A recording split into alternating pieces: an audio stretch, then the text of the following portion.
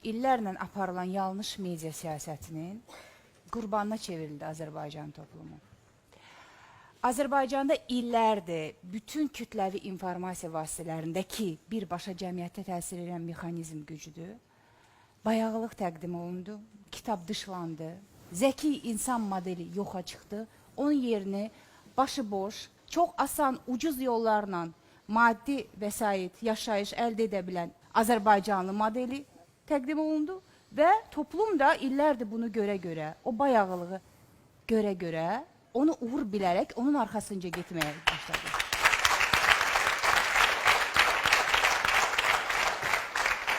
Amma o siyasətin, o davamlı terrorun effektinə rəğmən Azərbaycan gəncliyi də, Azərbaycan insanı da bugün oxuyur. Görün, nə qədər ciddi millətdir. Əslində bu təbliğatın qabağında biz çox bayağı barbır, bir cahil bir toplum olmalıyıq. Burada yığışan adamların heç biri olmamalıydı. Amma biz bugün kitabla uğraşırıq. Yəni siz durumu bu qədər ciddi dəyərləndirirsiniz. Əlbəttə. Aysel xanım elə danışın Bir ki, dəqiqə, kəsməsinlər. yox kəsməyəcəklər. Bir dəqiqə. Cəmaatı niyə əziyyət edəcək? Yox, mən mediaçıyam. Mən 18 yaşından televiziyaya gəlmişəm. Bu strukturun, bu qurumun cəmiyyətə təsirinin nə qədər dərin effekti olduğunu bilirəm. Mən bilirəm ki, efirdə çıxıb bütün gün ay xalq kitab oxu desən effekt verməyəcək. Amma sən kitab siyasətini televiziyanın bir qoluna çevirsən ki, televiziyanın əsas vacib 3 istiqamətindən biri maarifçilikdir. O yöndə sənədli filmlər, kitablar üzərində qurulmuş verilişlər, müəyyən əyləncə xarakterli hətta, amma maarifçi bünövrəsi olan layihələr hazırlasan, toplum izləyəcək və inkişaf edəcək. Məcbur deyil ki, biz bugün ancaq kitabı təbliğ eləyək.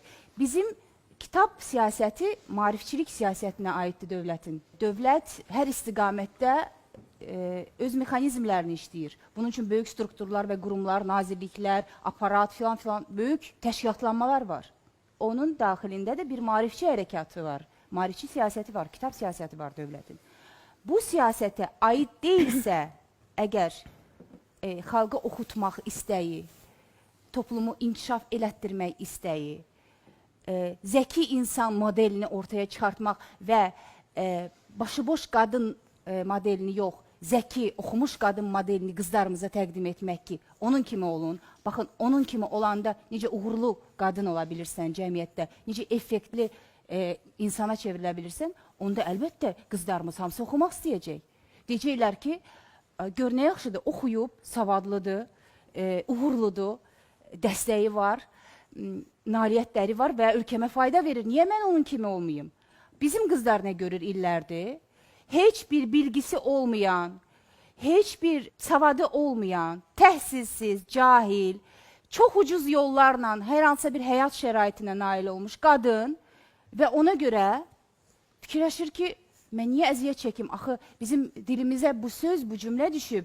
Oxuyub alim olacaqsan, biz aşağılayıcı tonda deymişik bunu. Oxuyacaqsan, bizi sabirimiz bunu deyib, yəni oxumuram, əl çəkin deyib. Əgər həqiqətən bu toplumda bu problem varsa ki, biz oxumaq istəmirik, bunu əlbəttə kitab siyasətinin, maarifçilik siyasətinin içinə əlavə etmək və effekt əldə etmək lazım idi. Mən xalqı qınaya bilmərəm ki, sən oxumursan. Xalq uşaq kimidir. Ona nə öyrədəcəksən, nə təqdim edəcəksən, onu mənimsəyəcək, onu götürəcək. Xalq körpədir. Həmişə körpədir. 1000 illik xalq da körpədir, milyon illik xalq da körpədir. Sözümü nəyə gətirdim? Səbəb oydu. Seriallar, başqa ölkələrdə seriallar çəkilir, verilir. Amma paraleldə bir kitab siyasəti var. Hər bir dövlətin. Bizim dövlətin kitab siyasəti yoxdur deyə bir şey də demirəm. Var. Böyük kitab serialları çap olundu. Tərcümələr olundu. Dövlət vəsait ayırdı. Sərəncamlarla imzalanmış müxtəlif işlər görüldü. Kitablar, festivallar, bu yaxınlarda bir kitab festivalı oldu. Biz ora qatırdıq, bütün kitab nəşr evləri. Amma bu tərkib hissə deyil. Teodor Adorno'nun bir maraqlı Yuxu qeydləri adında kitabı var. Deyir, qatardan düşdüm, gördüm hər yerdə yazılıb, panikaya düşmə. Hər yerdə panikaya düşmə tabloları var. Deyir, dərhal panikaya düşdüm. Yanlış təbliğat ola bilər.